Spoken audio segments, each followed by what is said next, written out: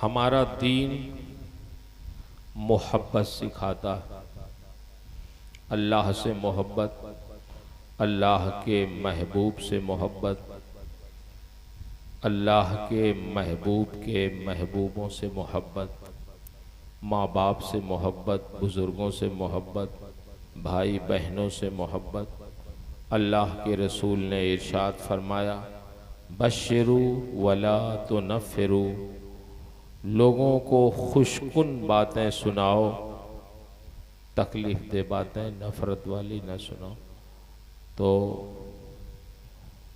आप महसूस करें कि अहले बैत की मोहब्बत में आप बैठे हैं इस महीने के मुनासबत से, तो ये कोई अजीब बात नहीं है। इसी मोहब्बत का अल्लाह ने हमें हुक्म दिया। नबी करीम सल्लल्लाहु ताला अलैहि वसल्लम ने 13 साल मक्के में ऐलान नबूवत के बाद गुजारा। फिर पहली हिजरत मुसलमानों ने हबशा की, फिर दोबारा भी की। क्यों हिजरत की? ऐलान नबूवत के बाद मक्के की ज़मीन मोमिनीन के लिए तंग हो गई। ऐसा जुल्म, ऐसी ज़्यादती कि एक मर्तबा उसकी एक मिसाल मैं आपको समझाऊं कि हज़रत खब्बाब ने अपना कुर्ता हज़रत उमर फ़ारूक आज़म रदियल्लाहु ताला अन्हो के सामने उतार दिया। जब उतारा तो उनकी पीठ नंगी हो गई। हज़रत उमर की निगाह पीठ पे पड़ी तो उनकी ज़ुबान से बेसाख्ता निकल गया कि खब्बाब, ये तुम्हारी पीठ में सफ़ेद दाग कब से हो गया? हज़रत उमर ने समझा शायद ये सफ़ेद दाग वो दाग है जो बीमारी का सफ़ेद दाग है जिससे लोग नफ़रत करते हैं। जैसे ही ये जुमला हज़रत उमर ने अपनी ज़ुबान से अदा किया तो हज़रत खब्बाब को जलाल आ गया। चूँकि हज़रत खब्बाब अस्साबिक़ून अल-अव्वलून में से थे, हज़रत उमर से भी पहले मुसलमान हो चुके थे, तो उन्होंने बरजस्ता कहा कि उमर, तुम गलत समझ रहे हो। तुम समझते हो कि मेरी पीठ का दाग कोई बीमारी का सफ़ेद दाग है। नहीं नहीं, ये बीमारी का सफ़ेद दाग नहीं है, ये अल्लाह रसूल और दीन की मोहब्बत में जलने का सफ़ेद दाग है। लेकिन उमर, तुम्हें क्या पता चलेगा? तुम तो उस वक्त नंगी तलवार लेकर नबी आखिरुज़्ज़मा के कत्ल के इरादे से मक्के की तारीक गलियों में दौड़ते थे कि मोहम्मद अरबी मिल जाएं तो उनका ख़ात्मा कर दिया जाए। उस वक्त ये खब्बाब मुसलमान हो चुका था और इस्लाम लाने के नतीजे में सिर्फ ये कि मेरा जुर्म ये था कि मैं साहिब ईमान हो गया था, तो मक्के के ज़ालिमों ने मेरे लिए आग रोशन की और जब आग रोशन हो गई तो मेरे जिस्म से मेरे कपड़े उतार दिए गए, मेरी पीठ नंगी हो गई। फिर उसी पीठ के बल मुझे उस आग पे लिटा दिया गया।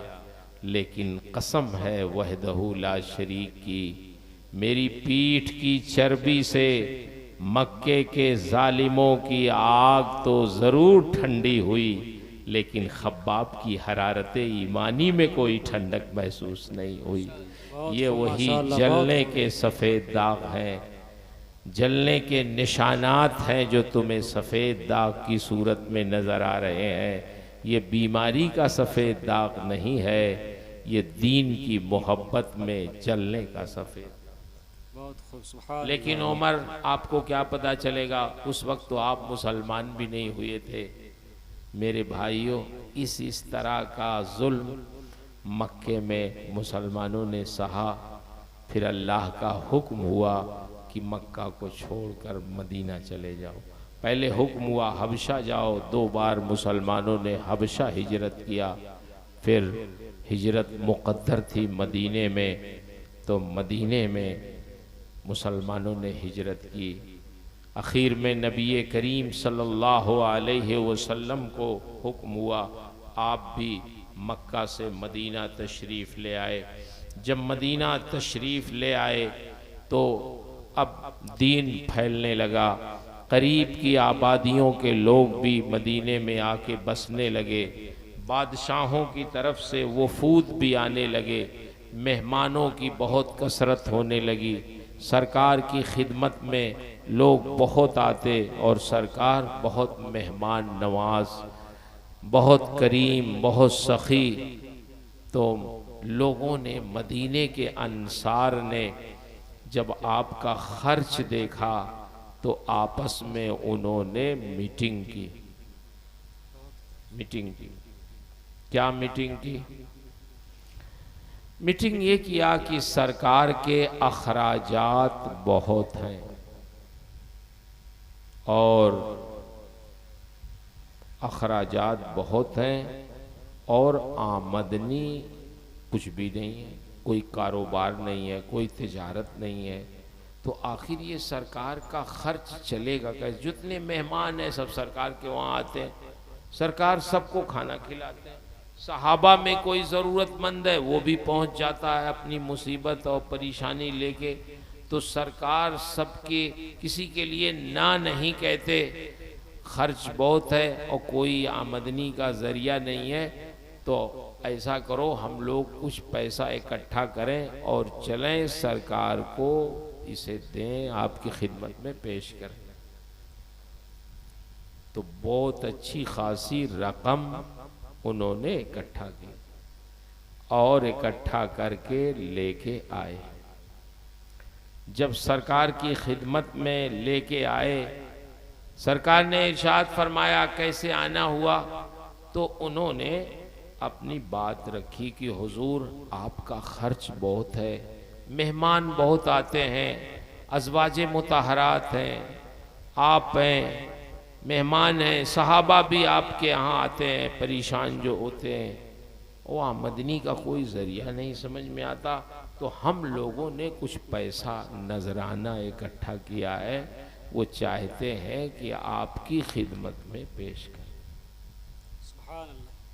जैसे ही उन्होंने कहा तो अल्लाह ने जिब्राइल अमीन को भेजा।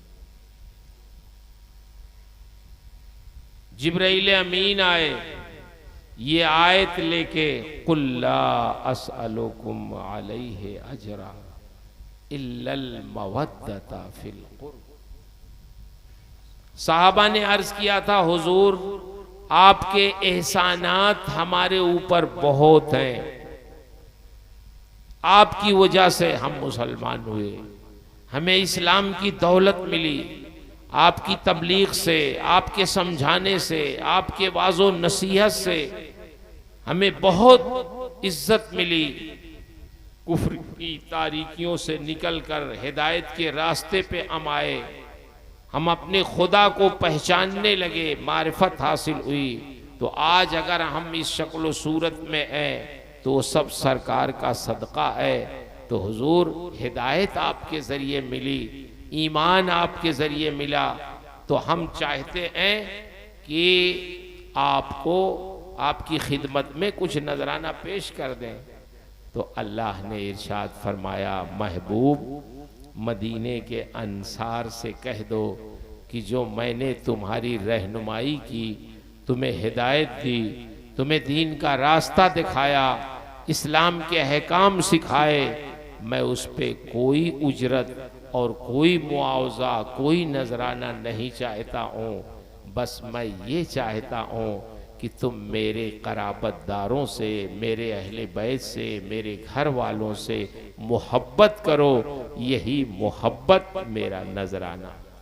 सुभान अल्लाह। नारे तकबीर, नारे रिसालत, जिक्र शोहदाए करबला, ख़ानदान अहले बैत, नारे तकबीर, नारे रिसालत।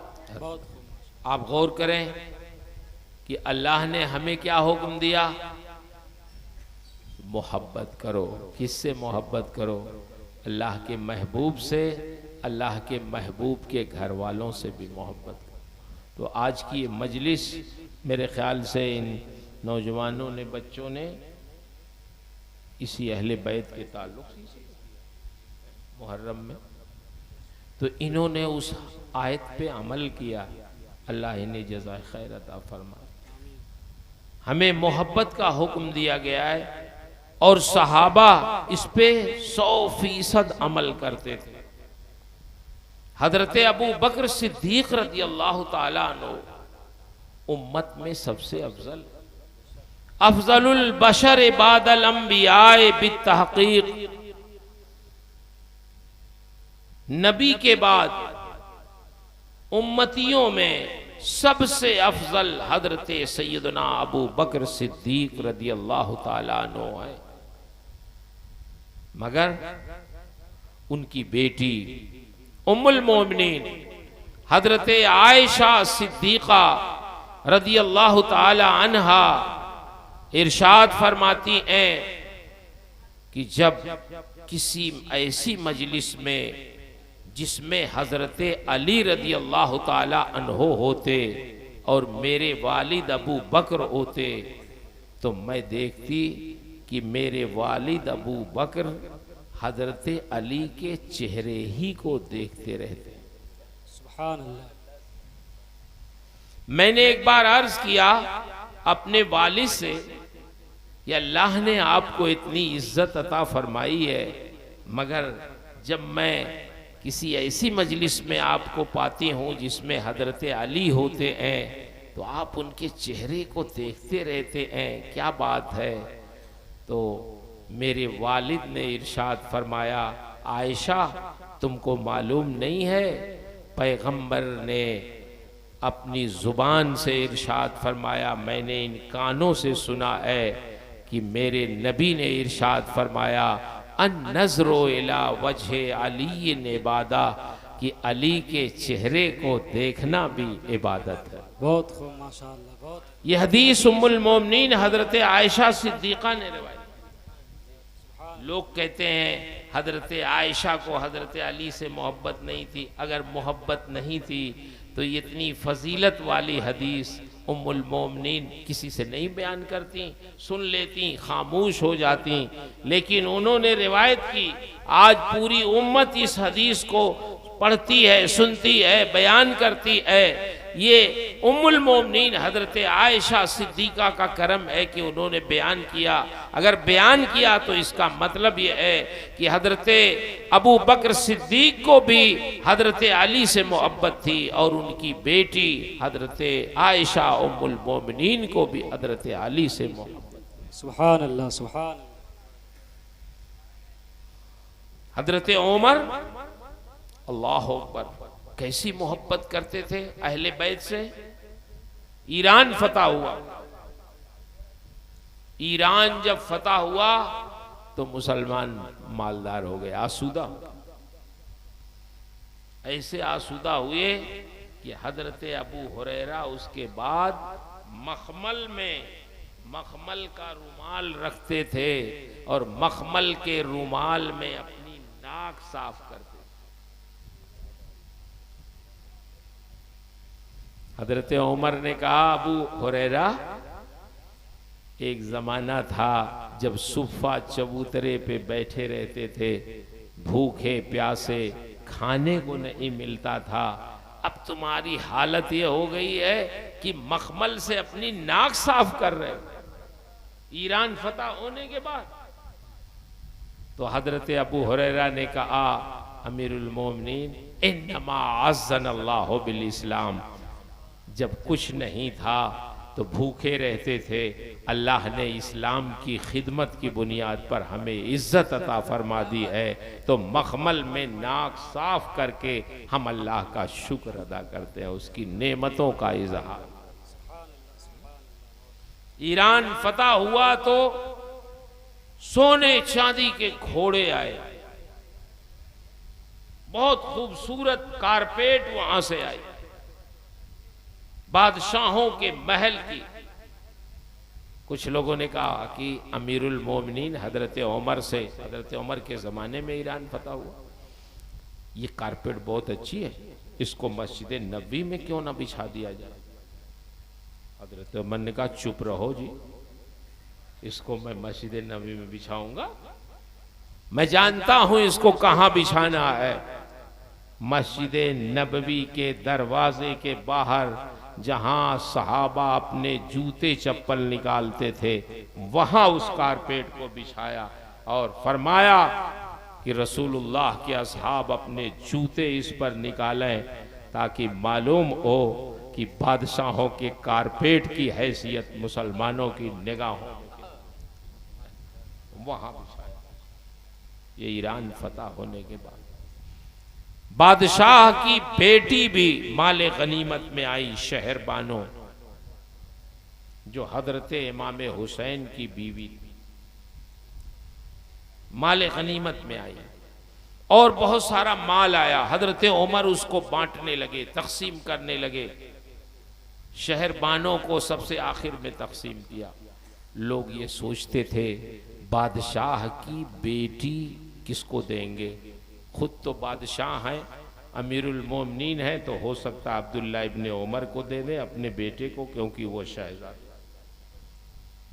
आप बांटते रहे। जब शहर बानों का नंबर आया उनको देने का, तो खड़े हुए इरशाद फरमाते हैं शहर बानों शहजादी हैं, बादशाह की बेटी हैं, और मैं इनको किसी शहजादे को देना चाहता हूँ। मेरी निगाह में शहजादे इमाम हुसैन है, मैं उनके हवाले इन्हें कर। सहाबे किराम नबी करीम सल्लल्लाहु अलैहि वसल्लम के घर वालों से, अहले बैत से इसीलिए मोहब्बत करते थे कि उन्हें नबी से भी मोहब्बत थी, नबी के अहले बैत से इसलिए कि उन्हें हुक्म था अल्लाह की तरफ से कि तुम नबी से भी मोहब्बत करो, नबी के अहले बैत से भी मोहब्बत करो।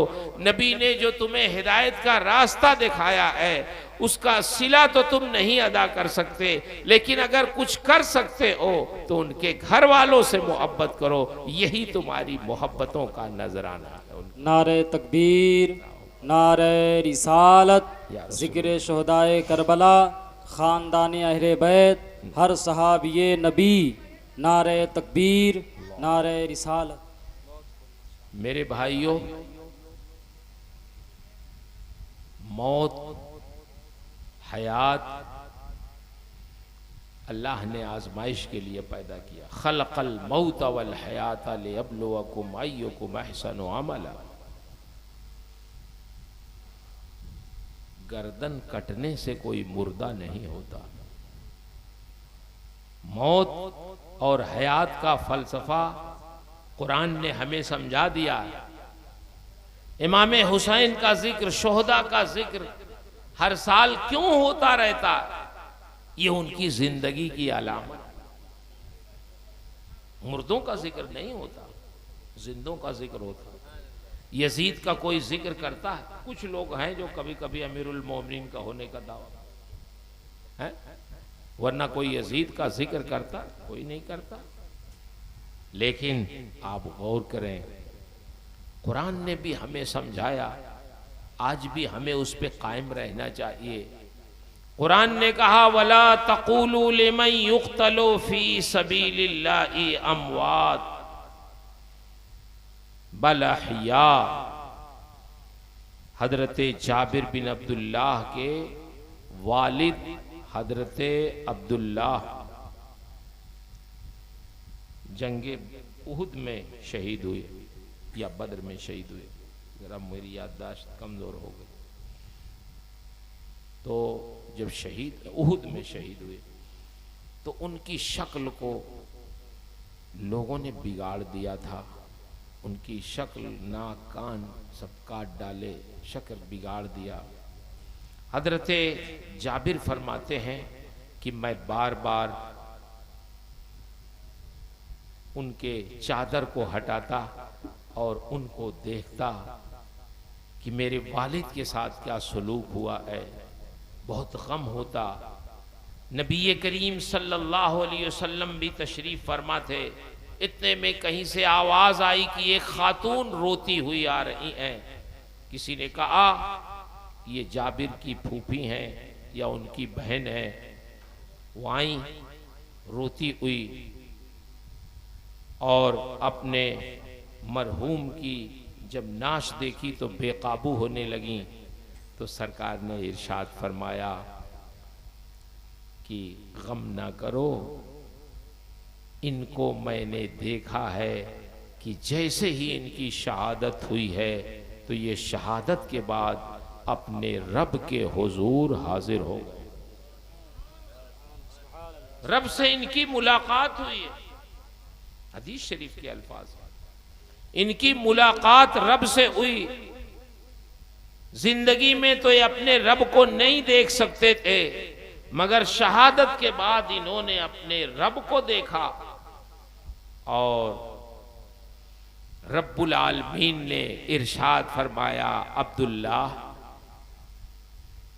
तुम मुझे बताओ तुम्हें जन्नत की कौन कौन सी नेमतें चाहिए, जो नेमतें तुम कहो वो नेमतें तुम्हारे लिए हाजिर कर दी जाए। अब्दुल्ला क्या तुम ये नेमत लोगे, ये नेमत लोगे, इससे राजी हो, इससे राजी हो। अल्लाह ने ऐसी नाजबरदारी की है जाबिर तुम्हारे वालिद की कि रब्बुल आलमीन उनसे पूछता है कि अब्दुल्ला तुम राजी किस में होगे, तुम्हारी मर्जी क्या है। तो तुम्हारे बाप ने कहा, ए अल्लाह मर्जी सिर्फ एक है कि एक बार फिर दुनिया में जाने को मिले और फिर वही मैदाने कारज़ार हो, दुश्मन सामने हो, तलवारों के साए में फिर एक बार रूह निकले। जो मजा तलवारों के साए में तेरी राह में गर्दन कटाने में मिला, जो लज्जत मिली वो तेरी जन्नत में नहीं मिलती। अल्लाह रब्बुल इज्जत ने उसी मौके पे नाजिल फरमाया, वला तहसबन्नल्लज़ीना क़ुतिलू फ़ी सबीलिल्लाहि अमवाता बल अहयाउन इंदा रब्बिहिम युरज़क़ून। जो अल्लाह की राह में शहीद किए जाएं, मुर्दा कहना तो बात की बात है, उन्हें मुर्दा गुमान भी ना करो, वो जिंदा है अपने रब के पास रिज़्क़। जिंदा हो जाते हैं जो मरते हैं हक के नाम पे। अल्लाह अल्लाह मौत को किसने मसीहा कर दिया। जो जिनकी नाक काट ली गई, कान काट लिया गया, जिनका सर अलग कर दिया गया, घोड़े दौड़ाए गए उनकी नाशे मुबारक पर, उनको कब्र में दफन कर दिया गया, उनके नेज़े पर उनका सर बुलंद किया गया। कुरान कहता है उन्हें मुर्दा ना कहो। हम तो मुर्दा किसको समझते? जिसको कब्र में दफन कर दिया जाए, जिसकी नमाज जनाजा पढ़ दी जाए, जिसके बारे में ऐलान हो जाए फलां साहब का आज इंतकाल हो गया, तो उसको मुर्दा समझते हैं। मगर कुरान कह रहा है मुर्दा ना समझो। जो अल्लाह की राह में शहीद किए जाएं उन्हें मुर्दा ना समझो, वो जिंदा है। या अल्लाह उनका सर जिस्म से अलग हो गया फिर भी वो जिंदा है। उनके जिस्म पर घोड़े दौड़ाए गए फिर भी वो जिंदा है। तो एक तो ये आयत है, और दूसरी आयत अबू जहल के बारे में, अबू लहब के बारे में, उमैया बिन खल्फ के बारे में कुरान में है। ये सब जिंदा थे, मक्के में टहलते घूमते थे, मगर कुरान ने कहा इन्नका ला तुस्मिउल मौता, ए महबूब ये मुर्दा है, इन मुर्दों को हमारा कलाम ना सुना।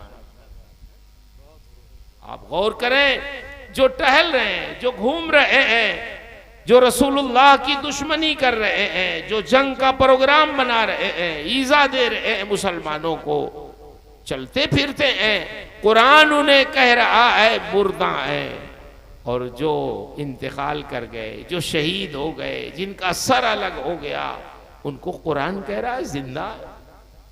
दुनिया जिनको मुर्दा समझती है कुरान उन्हें जिंदा कह रहा है, और दुनिया जिनको जिंदा समझ रही थी, अबू जहल को, अबू लहब को, टहलते थे, चलते फिरते थे, कुरान कह रहा है इन्नका ला तुस्मिउल मौता, ये भी नहीं कहा कल मौता, मुर्दों की तरह है, नहीं नहीं, ये फरमाया इन्नका ला तुस्मिउल मौता, ये मुर्दा है, इन मुर्दों को हमारा कलाम न सुनाए, इनको कोई फायदा नहीं हो। क्या मतलब? कुरान ने हमें समझा दिया कि ये दुनिया वालों सुनो, गर्दन कटने से कोई मुर्दा जिंदा नहीं।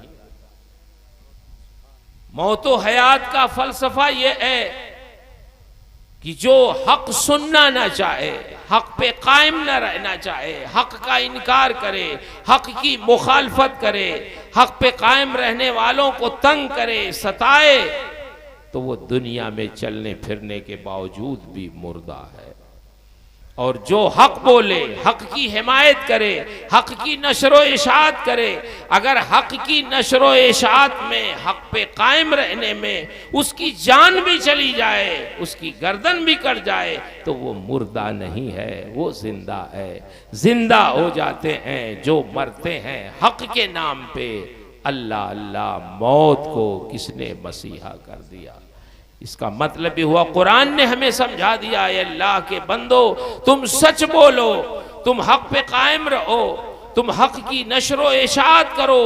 अगर इस राह में खुदा न खास्ता कभी तुम्हें तकलीफ भी पहुंच गई, कुछ हो गया तुम्हें, तो तुम मर के भी जिंदा रहोगे, दुनिया तुम्हें याद रखेगी और आखिरत तुम्हारे हिस्से में आएगी। इसलिए हमें हक पे कायम रहना चाहिए, हक का साथ देना चाहिए, हक बोलना चाहिए और हक की हिमायत में हमेशा रहना चाहिए।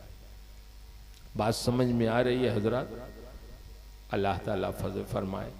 अब आप मुझे बताएं कि हमारे जितने बुजुर्गान दीन, सहाबे किराम, खुद अहले बैत इज़ाम ने, जिन्होंने मैदान करबो बला में अपना ख़ानदान, अपने अइज़्ज़ा, अपने अकारीब, अपने अक़ीदतमंदों को शहादत के मनसब पे फाइज किया, उनकी ज़िंदगी के हालात कैसे थे? हज़रत इमाम ज़ैनुल आबदीन के बारे में है, जो बच के आए थे, हज़रत इमाम हुसैन के शहज़ादे, कि वो खौफ़े खुदा से ऐसा रोते कि उनके आँखों के नीचे रुखसार पे रोने के निशानात पड़ गए थे। इबादत और रियाजत ऐसी कि लोगों को उनकी इबादत पे रहम आ जाता था। आज हम ये समझते हैं कि अगर एक जलसा हमने कर लिया तो काम हो गया साल भर का। मस्जिद है, मस्जिद में इमाम कौन है बताइए जरा, कौन है इमाम?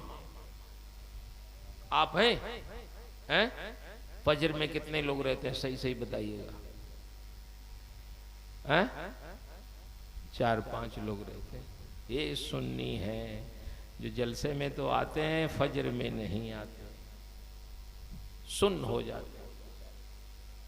हमारे मुकर्रिर लोग, हमारे शायर लोग ऐसा सुना देते हैं आपको कि आप भी समझते हैं कि एक शेर में इनको जरा पैसा वैसा दे दो, जन्नत में चले जाओ, जन्नती बन जाते। बोलिए ऐसे काम चलेगा? उन्होंने अपनी गर्दन कटा दी अल्लाह की राह में, और आप सुबह की नींद कुर्बान करने के लिए तैयार नहीं। हमारे एक मौलाना साहब हैं बम्बई के, उनके एक दोस्त थे जो इस्तांबुल में रहते थे, तो बम्बई से इस्तांबुल जा रहे थे, तुर्की की राजधानी है ना इस्तांबुल। तो जब वो बैठे जहाज में तो बगल में एक यहूदी भी बैठा। यहूदियों की दाढ़ी भी बड़ी लंबी रहती। हाँ, आप अव्वले निगाह में आप देखेंगे तो समझेंगे ये भी हमारा आदमी। बड़ी लंबी दाढ़ी, काली काली। तो वो जो हमारे दोस्त के दोस्त थे, वो कहने लगे कि वो जरा इस्लामी शक्ल सूरत में थे, दाढ़ी वगैरह थी, तो उसने समझा कि ये कोई मौलवी साहब है। उसने पूछा कि यहूदी ने कि आपकी सुबह वाली नमाज में कितने लोग रहते हैं आपकी मस्जिद में, बताइए। उन्होंने बताया 10-12 लोग रहते। वो खामोश हो गया, फिर कुछ बोला नहीं, कुछ नहीं बोला। काफ़ी देर के बाद इन्होंने उससे पूछा, उस यहूदी से, कि अच्छा ये बताइए, आपने पूछा और फिर खामोश हो गए, आप कौन है बताइए। तो उसने बताया कि मैं यहूदी हूँ। तो कहा आपने सुबह वाली नमाज का क्यों पूछा? तो कहा यही तो हमारे पास मुसलमानों की हरारत ईमानी नापने का आला है।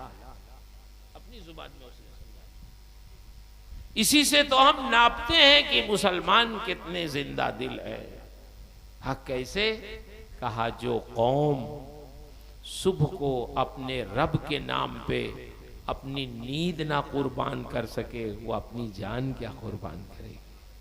हम इसी से समझते हैं इनका खून सर्द हो चुका। अल्लाह अकबर। आप कितने मसरूफ हो गए हैं भाई। सुबह की नमाज में तो आप कहीं नहीं मसरूफ रहते हैं, ये हमें मालूम है। चलो इशा में, इशा बाद आप दुकान बंद करते हैं, दुकान कर रहे हैं, कारोबार कर रहे हैं, लेकिन 4 आदमी इतनी बड़ी 2 मंजिला मस्जिद क्यों बनाई है फिर? जुमा पढ़ने के लिए।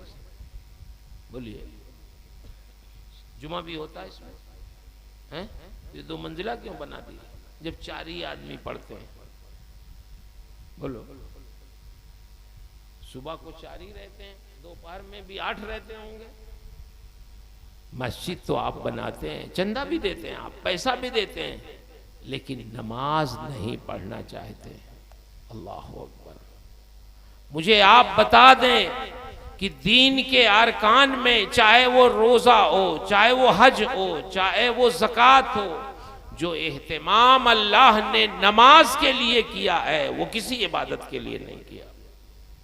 बताइए, क्या हज के लिए भी ऐलान होता है?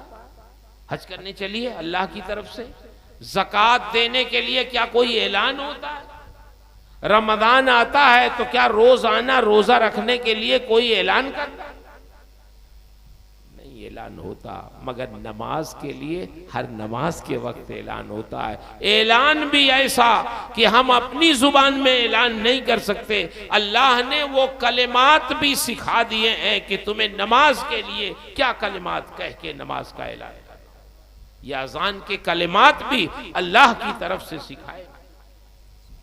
बुलाया जाता है हर नमाज में कि आओ नमाज की तरफ, आओ कामयाबी की तरफ। फज्र में ये भी इजाफा होता है, अस्सलातु खैरुम मिनन नौम, नमाज तुम्हारी नींद से बेहतर है। लेकिन हम अपने अमल से साबित करते हैं, ए मस्जिद के मुअज्जिन, तू कामयाबी की तरफ बुला रहा है, आओ कामयाबी की तरफ। नहीं, हम सो रहे हैं तो अपने अमल से यही साबित कर रहे हैं हमें कामयाब नहीं होना है। तुम अपना कामयाब हो, हमें सोना है, हमें कामयाब नहीं होना है। मुझे आप बताओ मेरे भाइयों, जो एहतमाम अल्लाह ने नमाज के लिए किया है और जो अजर रखा है नमाज के लिए, हदीस शरीफ में आया है कि जब बंदे मोमिन अपने घर से वजू बनाता है और वजू बना के मस्जिद के लिए जाने लगता है, तो जब वो कदम जमीन पे रखता है तो हर हर कदम पर एक गुनाह उसका मिटा दिया जाता है, एक नेकी उसके नामे अमाल में लिखी जाती है, एक दर्जा उसका बुलंद होता है, 3 फायदे उसके एक एक कदम पे हैं। मस्जिद जाने तक कितनी नेकियां उसे मिलती हैं। अभी नमाज उसने नहीं पढ़ा है, अभी तो नमाज का उसने इरादा किया है, वो नमाज पढ़ने जाना चाहता है, मस्जिद भी नहीं पहुंचा है, लेकिन अल्लाह अपने उस बंदे से कितना खुश है, कितना राजी है कि वो एक एक कदम पे उसके गुनाह मिटा रहा है, उसके दर्जात बुलंद कर रहा है, उसके नामे अमाल में नेकियां लिखी जा रही है कि मेरा बंदा मेरी मस्जिद में आ रहा है। और नमाज अगर वो पढ़ ले तो फिर हदीस शरीफ में आया है, गुफ़िरा लहू मा तक़द्दम मिन ज़ंबी, एक नमाज से दूसरे नमाज तक जो उसके गुनाह होते हैं अल्लाह उसे मिटा देता है। क्या शान है। वुज़ू से गुनाह मिट जाते हैं, नमाज से गुनाह मिट जाते हैं। अल्लाह अकबर। कितनी प्यारी मस्जिद आपने बनाई आपके घर के सामने। मैं तो समझता हूँ इस मोहल्ले के लोग पहुंच जाएं तो कई सफ़ हो जाए। इमाम साहब आप इनके घर जाइए, घर घर जाइए, इनका फ़ोन नंबर अपने पास रखिए, जो गैर हाजिर हो उसको फ़ोन कीजिए खुदा के लिए। इसमें कोई शर्म की बात नहीं है, ये हमारा फरीज़ा है इनके पीछे लगना। इनको अच्छा लगे ना लगे, मगर नमाज के लिए इनके दरवाजे दरवाजे जाइए, इनकी बातें भी सुन लीजिए अगर कुछ सख्त का है, मगर इनको इनके घर लाइए। हमारी इज्जत हजरत उमर की इज्जत के बराबर नहीं। हजरत उमर अमीरुल मोमिनीन थे, खलीफतुल मुस्लिमीन थे, और मदीने से लेके ईरान, मदीने से लेके शाम तक आपकी हुकूमत थी। मगर सुभान अल्लाह, दिन भर हुकूमत के फैसले करते, रातों में गश्त भी करते, और वही अमीरुल मोमिनीन कब सो के उठ जाते कि फजर में मुसल्ले पे जाके खड़े होकर लोगों को नमाज पढ़ाते। मस्जिद नबवी में मुसलमानों का अमीर वक्त से पहले पहुंच जाता, घर से निकलते मस्जिद नबवी तक जितने घर पड़ते थे सबको जगाते हुए जाते, अस्सला अस्सला अस्सला तो जामिया, ए अल्लाह के बंदे उठ जाओ, अब सोने का वक्त नहीं है, नमाज फजर का वक्त हो गया है, उठ जाओ। हजरत उमर तमाम घर वालों को जगाते हुए मस्जिद नबवी जाते, मुसल्ले पे खड़े होकर नमाज पढ़ाते, और नमाज पढ़ाने के बाद एक बार दाएं एक बार बाएं ऐसे निगाह डाल के देख लेते। बस उतनी देर में समझ जाते कि कौन नमाज में नहीं आया। फिर उसके घर जाते। आप बताइए कितना उनके पास टाइम था। हमारे पास टाइम ही नहीं रहता, हम शर्माते हैं, हम जाएंगे, हम तो इमाम साहब हैं, हम तो मौलाना साहब हैं, हम तो मुफ्ती साहब हैं, हम किसी के घर क्यों चले। नहीं नहीं, हमारी इज्जत अब हजरत उमर की इज्जत के कदमों पर कुर्बान है। कितनी इज्जत उनकी। राय दे दें बारगाह ए रिसालत में तो उनकी राय पर कुरान नाजिल हो जाता था। ऐसी इज्जत थी अल्लाह की बारगाह में कि कितनी ऐसी चीजें हैं। 40 आयतें तो तकरीबन कुरान में हैं कि जो आयतें हजरत उमर की राय पर नाजिल हुई। 18 आयतें तो हजरत उम्मुल मोमिनीन की बरात में जो नाजिल हुई है वो हजरत उमर के अल्फाज में नाजिल हुई है।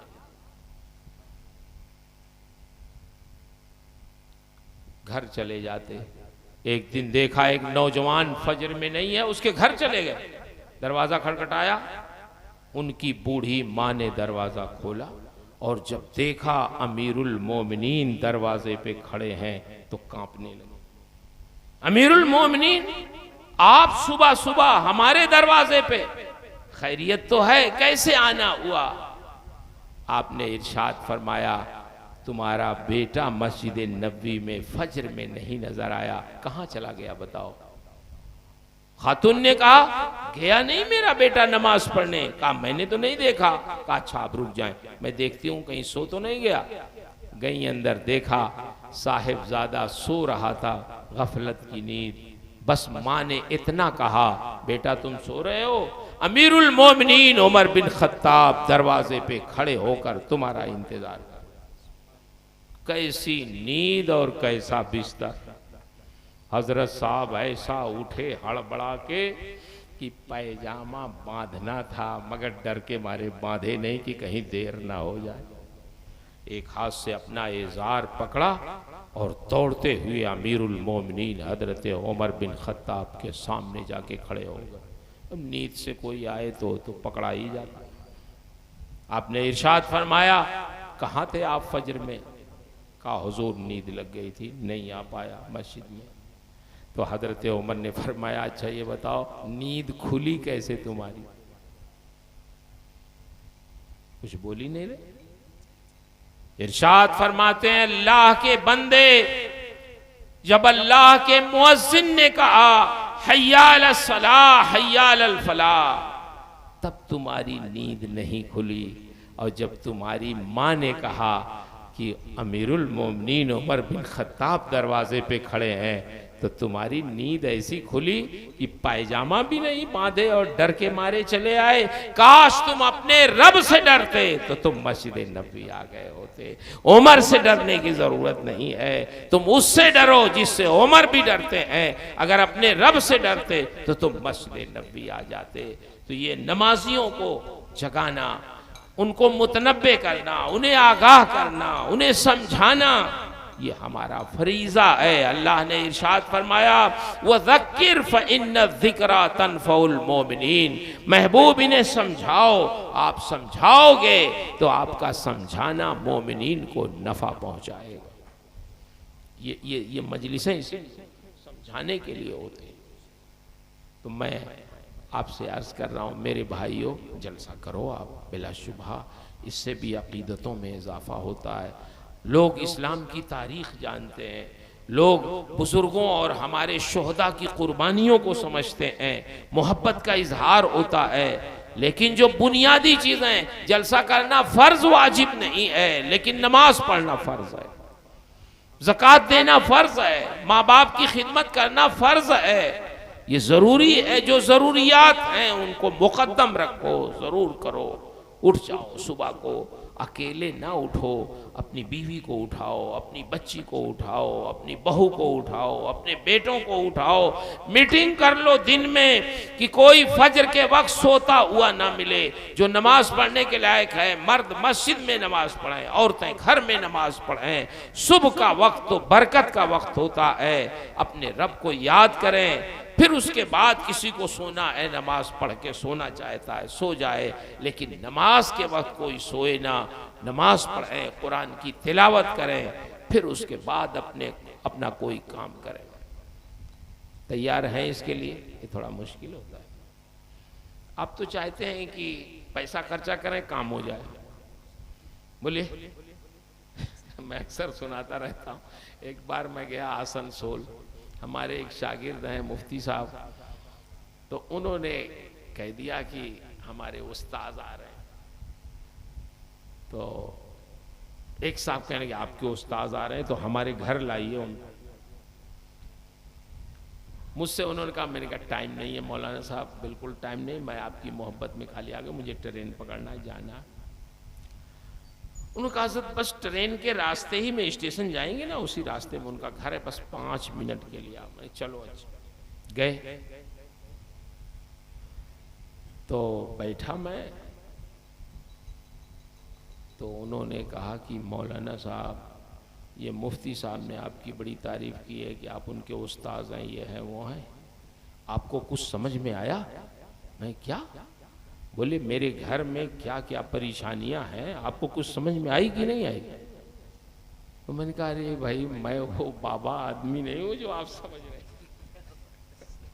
ये तो अलग लोग होते हैं जो दुआ तावीज़ करते हैं, उसके माहिर होते हैं। मैं वो मौलवी नहीं, मैं तो पढ़ाता हूँ मदरसे में भाई, और मुझे कोई मालूमात नहीं है, तकरीर कर देता हूँ। लेकिन अब घर में क्या परेशानी है, ये सारी चीज़ें भाई आप जानेंगे, आपका घर, मेरे पास इतना इल्म नहीं। आप देखिए सही सही बताइए, मुफ्ती साहब ने आपकी बड़ी तारीफ की है, ये किया वो किया। अब वो बिल्कुल छोड़ने के लिए थे ना, मेरी ट्रेन का टाइम हो रहा। मैंने कहा भाई अच्छा ऐसा करो, लाओ परेशानी रहती है? कहा हाँ बहुत परेशानी, ये नहीं वो बड़ी परेशानी है। मैंने कॉपी लो, कॉपी मंगाया, कलम निकाला। मैंने कहा अच्छा एक काम करो, नमाज पढ़ते हो ना?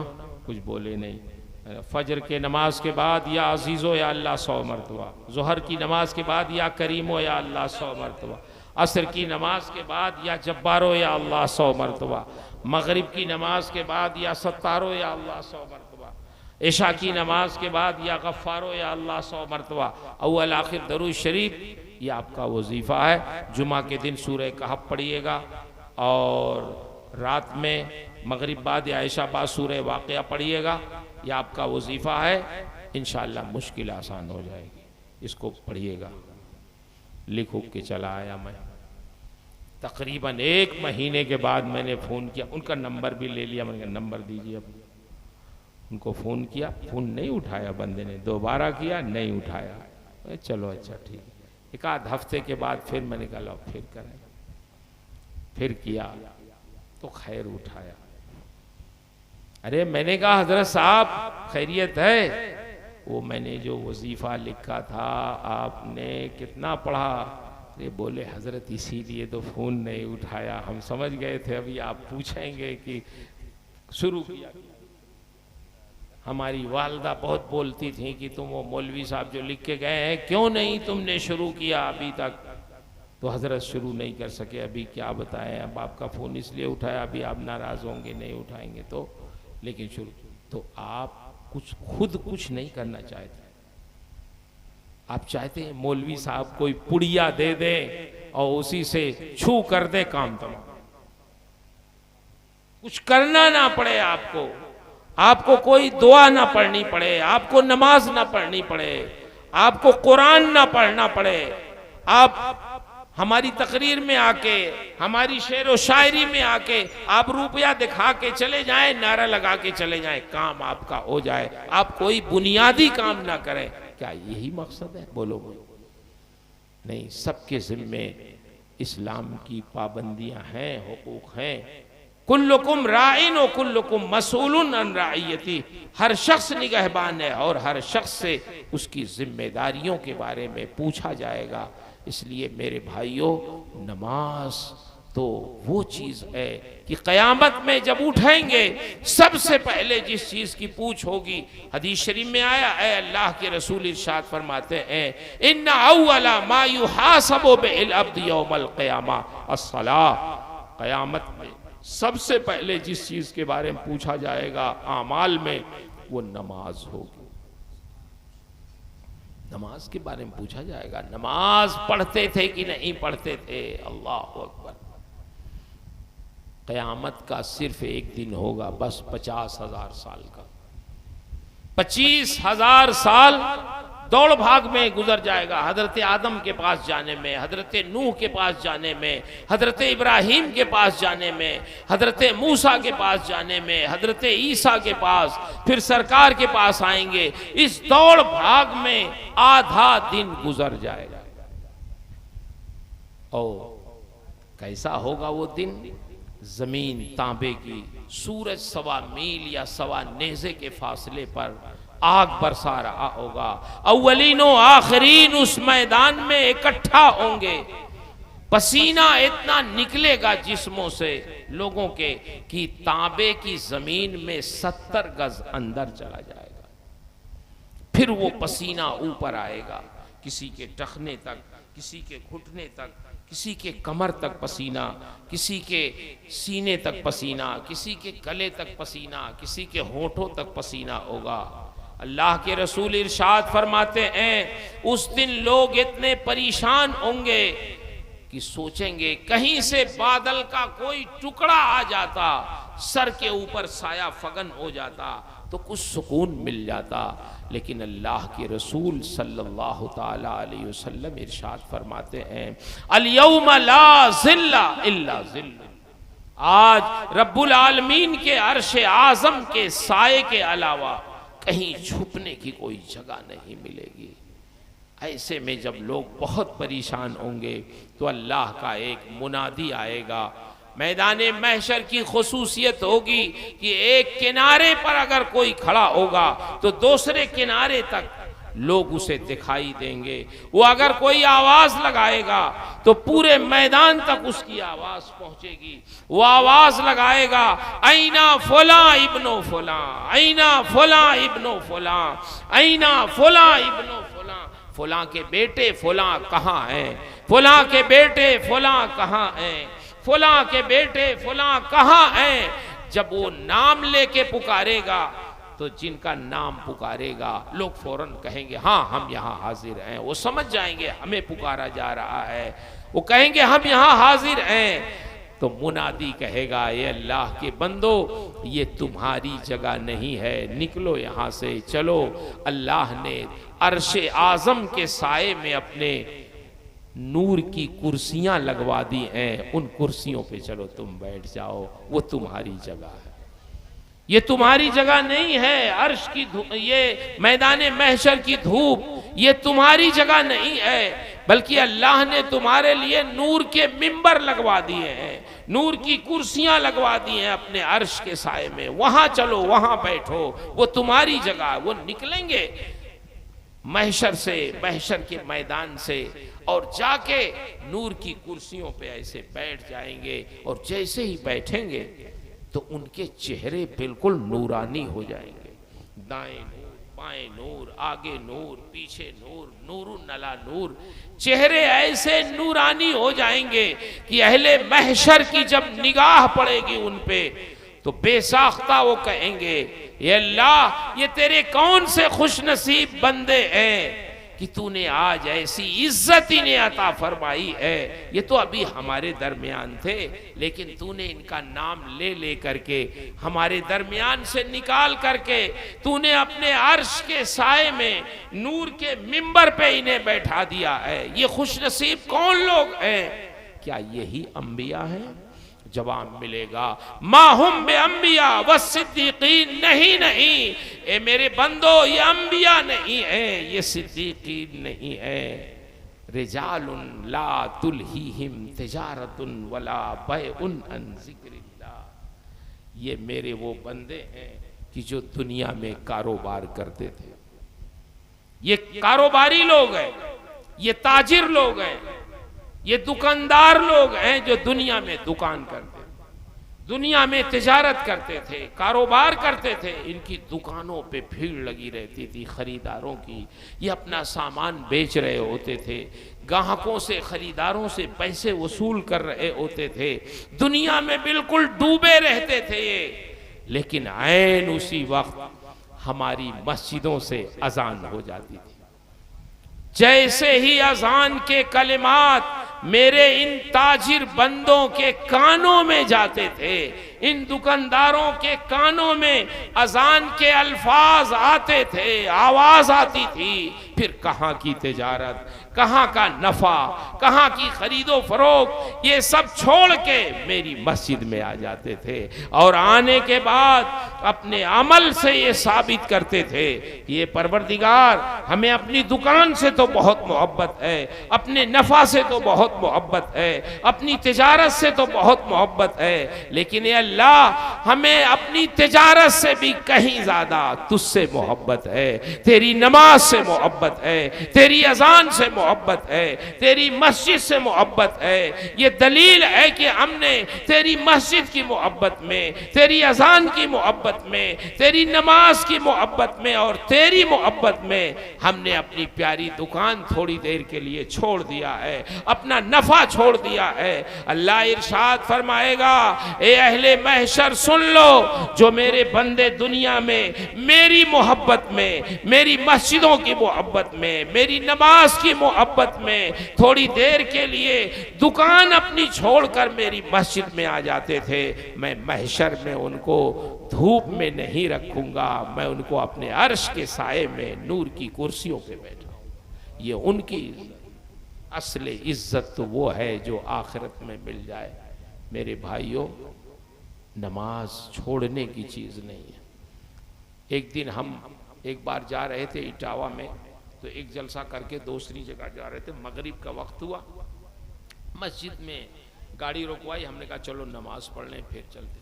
तो मस्जिद में गए नमाज पढ़ने, तो कोई प्रधान साहब आ गए, उन्होंने कहा मौलवी साहब आप लोग मुसाफिर लग रहे हैं, हमारी एक चाय पी के जाइए। हमें चलो भाई, चाय पीना भी था, थोड़ी सी ठंडक। सामने एक दुकान थी, एक नौजवान चाय बेच रहा था, मुसलमान था, चाय पीने लगे वहां। मैंने पूछा, अच्छा ये बताओ नमाज पढ़ते हो? उसने कहा कि मौलाना साहब जुमा पढ़ते हैं, जुमा पढ़ते हैं, जुमा। मैंने कहा पंज वक्ता? तो कुछ बोल ही नहीं रहा। अरे मैंने कहा अल्लाह के बंदे, अजान होती है तो सबसे पहले आवाज़ तो तुम्हारी कान में जाती है। मस्जिद के सामने ही बिल्कुल तुम्हारी दुकान है, सबसे पहले अजान की आवाज़ तुम्हारे कान में जाती है। तुम नमाज नहीं पढ़ते हो, यही सामने रहते हो। नहीं मौलवी साहब जुमा पढ़ते हो। मैंने कहा चाहिए बताओ, हफ्ते में एक दिन अगर खाना खाओ तो जिंदा रहोगे? भाई जिंदा रह भी जाओ तो कमजोर तो हो जाओ। बोल, हफ्ते में कोई एक दिन खाना खाए, पानी पी के कितने दिन तक रहेगा? वो कमजोर तो हो जाएगा, मर भी सकता है खाना ना पाए एक हफ्ते तक। मैंने कहा अल्लाह के बंदे, जैसे हफ्ते में एक दिन खाना खाकर आदमी मुर्दा हो सकता है, मुर्दा नहीं हुआ तो उसका जिस्म कमजोर जरूर हो जाएगा, ऐसे ही अगर मोमिन नमाज ना पढ़े रोजाना, हफ्ते में सिर्फ एक दिन जुमा पढ़ के काम चलाना चाहे, तो जैसे हफ्ते में एक दिन खाना खाने वाले का जिस्म कमजोर हो जाता है, ऐसे ही हफ्ते में सिर्फ जुमा पढ़ने वाले का ईमान कमजोर हो जाता है। अगर आप चाहते हैं हमारे ईमान को कुव्वत मिले, हमारी रूहानियत को ग़िज़ा मिले, तो हमारी रूहानियत को ग़िज़ा अल्लाह के ज़िक्र से मिलती है, नमाजों की पाबंदी से मिलती है, नेकियों से मिलती है, गुनाहों से बचने से मिलती है, माँ बाप की खिदमत से मिलती है, अल्लाह की रज़ा से मिलती है। इसलिए ये अल्लाह ने जो मौका दिया है हमें कि हम जिंदा हैं, इस ज़िंदगी को गनीमत समझें, ज़ाय ना होने दें, एक एक लम्हे की कदर करें। पता नहीं कब हमारी आंख बंद हो जाए, तो कुछ आखिरत के लिए इकट्ठा कर लें। अल्लाह ताला आपको हम सबको तौफीक खैर से नवाजे। जब किसी का इंतकाल होता है तो घर के लोग बहुत रोते हैं, फितरी बात है। और जो जिसका इंतकाल होता है उसकी रूह जानते हैं क्या कहती है? उसकी रूह कहती है क्या तुम लोग रो रहे हो, मेरे ऊपर ना रो, अपने ऊपर रो, मेरा तो काम खत्म हो गया, अब तो मैं एक सजदा भी करना चाहूं तो मैं नहीं कर सकता, एक दिरहम अगर मैं खर्च भी करना चाहूं तो मेरे पास नहीं, मैं नहीं कर सकता। लेकिन तुम्हारे पास टाइम है, तुम्हारे पास वक्त है, तुम्हारे पास मौका है, अभी तुम तौबा कर सकते हो, अभी तुम नमाज पढ़ सकते हो, अभी तुम सदका कर सकते हो, खैरात कर सकते हो। इसलिए अपनी जिंदगी को गनीमत समझो, रो नहीं, अपने ऊपर रो, अपने ऊपर गौर करो मुझे करना क्या है। इसलिए मेरे भाइयों, हमें अपनी जिंदगी को जो अल्लाह ने दिया है बहुत कीमती समझने की ज़रूरत है, इसे ज़ाय ना करें। वक्त से सोएं, वक्त से उठ जाए, नमाज के वक्त नमाज पढ़ लें, तिजारत करें, कारोबार करें। अल्लाह ने जो किस्मत में रखा है रिज़्क़ हलाल के लिए, कोई मजदूरी करता है मजदूरी करे, कोई नौकरी करता है नौकरी करे, कोई तिजारत करता है तिजारत करे, कारोबार करे, लेकिन अपने रब को फरामोश ना करे, उसकी नेमतों का शुक्र अदा करता रहे। अल्लाह ताला हमें आपको अपना शुक्रगुजार बंदा बनाए, अपनी मोहब्बत अता फरमाए, अपने महबूब की मोहब्बत अता फरमाए, अपने महबूबों की मोहब्बत अता फरमाए, अपने महबूब के महबूबों की, उनके अहले बैत की, उनके सहाबा की मोहब्बत हमारे दिलों में जागुज़ी रखे। और आज जितने लोग भी हाजिर हुए इसमें, हमारी माएँ बहनें बेटियाँ भी जहाँ से भी सुनी, हमारे अहबाब हाजिर हुए, हमारे उलमा, हमारे मशाइख, हमारे शोराए किराम, हमारे मस्जिदों के इमाम हजरात जो भी तशरीफ़ लाए, अल्लाह सबकी शिरकत को कबूल फरमाए, सब पर अपना फजल फरमाए, सबकी उम्र में, सेहत में, फजल में बरकतें अता फरमाए। और फिर एक बार जिन्होंने ये जलसा मुनाकिद किया, अल्लाह ताला उन्हें भी शरीयत का पाबंद बनाए, उन्हें नमाज़ों का पाबंद बनाए, उन्हें नेक बनाए, उन्हें इस जलसे की बरकत अता फरमाए, उनका दिल बदल दे रब्बुल आलमीन। व आखिरु दावाना अनिल हम्दुलिल्लाहि रब्बिल आलमीन। अस्तग़फिरुल्लाह रब्बी मिन कुल्लि ज़ंबिन व अतूबु इलैह। मैंने जो कुछ भी अर्ज़ किया, जो उसमें सही कहा, जो हक़ कहा, दुरुस्त कहा, वो सब मेरे रब की तरफ से है। मेरे बयान में, मेरी ताबीर में, मेरे समझाने में, ख़ुद मेरे समझने में जो गलतियां हैं वो सब मेरी तरफ से हैं। अल्लाह मुझे हक़ कहने, हक़ सुनाने, हक़ पे कायम रहने और हक़ की नशर व इशाअत की तौफ़ीक़ अता फ़रमाए। अस्सलामु अलैकुम व रहमतुल्लाहि व बरकातुहू। मगर आप तशरीफ़ रखें। अभी जलसा ख़त्म नहीं हुआ, अभी हमारे टांडवी साहब हैं और बहुत सारे शोराए किराम हैं, हो सकता है कोई और तकरीर करने वाला भी। तो अब तो सिर्फ आपके मतलब की चीज़ रह गई है ना, अब कोई नसीहत करने वाला नहीं, अब आपके मतलब की चीज़ शेर व शायरी है। अब आप इनको पैसे दीजिए, इनाम दीजिए, मगर जो समझाया है उस पर भी अमल कीजिएगा। अल्लाह ताला फज़ल फरमाए।